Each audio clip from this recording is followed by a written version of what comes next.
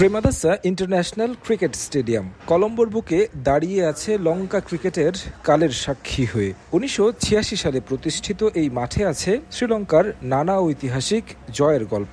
এই মাঠে আছে টাইগারদের আনন্দ বেদনার কাব্য। শিরোপার কাছে গিয়েও না পাওয়ার আক্ষেপও আছে এখানে। প্রায় ৩৫,০০০ দর্শক ধারণ ক্ষমতা নিয়ে শ্রীলঙ্কার অন্যতম দৃষ্টিনন্দন ভেন্যুগুলোর একটি এই প্রেমাদাসা ইন্টারন্যাশনাল ক্রিকেট স্টেডিয়াম। এখানে আছে লঙ্কানদের বহু কীর্তিগাথা। টেস্ট ক্রিকেটে সর্বোচ্চ ৯৫২ রানের স্কোরটাও লঙ্কানরা করে এই ভেন্যুতে। এখানেই সাদা পোশাকে ক্যারিয়ার সেরা ৩৪০ রানের ইনিংস খেলেন সৈয়দ জয়সুরিয়া। প্রেমাদাসায় বাংলাদেশের অভিজ্ঞতাটা মিশ্র। সবচেয়ে স্মরণীয় নিঃসন্দেহে ২০১৮ সালে নিদাহাস ট্রফি। এ মাঠেই শ্রীলঙ্কার বিপক্ষে শ্বাসরুদ্ধকর ম্যাচে মাহমুদুল্লাহ রিয়াদ এবং মুশফিকুর রহিমের বিরচিত ইনিংসে জয় ছিনিয়ে এনেছিল বাংলাদেশ, যা জন্ম দিয়েছিল এক রোমাঞ্চকর রাতের। যে ম্যাচেই শ্রীলঙ্কার বিপক্ষে টাইগাররা টি-20তে নিজেদের ইতিহাসে সর্বোচ্চ রান তাড়া করার রেকর্ড করে। সাকিব আল হাসানের খ্যাপাটে প্রতিবাদও এই মাঠে, যার পর থেকে লঙ্কানদের সঙ্গে জন্ম নিয়েছে নতুন রাইভেলরির। নাগিন ডান্স কিংবা মাঠে দুই দলের মাঝে উত্তপ্ত পরিস্থিতি টাইগার ক্রিকেটারদের মনে থাকবে দীর্ঘদিন।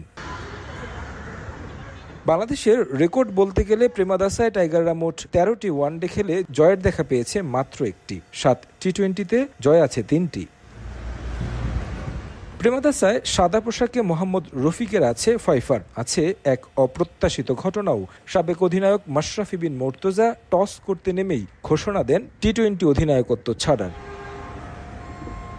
প্রেমাদাসার উইকেট সাধারণত ব্যাটিং সহায়ক হলেও স্পিনারদের জন্য আছে টার্ন এবং পেসারদের জন্য বাউন্স।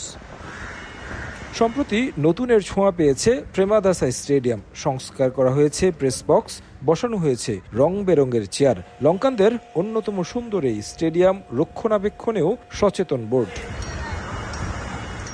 এ মাঠে ওয়ানডেতে নতুন সূচনার অপেক্ষায় বাংলাদেশ দল। মেহেদী হাসান মিরাজের হাত ধরে আক্ষেপের স্মৃতি মুছে রচিত হোক রঙিন পোশাকে প্রাপ্তির নতুন গল্প। প্রেমাদাসা ইন্টারন্যাশনাল ক্রিকেট স্টেডিয়ামের সৌন্দর্য আপনাকে মুগ্ধ করবে, তবে আপনি বাংলাদেশি ক্রিকেট ফ্যান হলে নিশ্চয়ই আক্ষেপেও পড়াবে, কারণ নিদাহাস ট্রফিতে একেবারে কাছে গিয়েও শূন্য হাতে ফিরতে হয়েছিল। তবে এই প্রেমাদাসা থেকে নতুন করে শুরু করছেন নতুন ক্যাপ্টেন মেহেদী হাসান মিরাজ, এবং তার হাত ধরে পছন্দের ফরম্যাটে নতুন সূচনা হোক, সেটাই প্রত্যাশা। তারেক হাসান শিমুল, সময় সংবাদ, শ্রীলঙ্কা।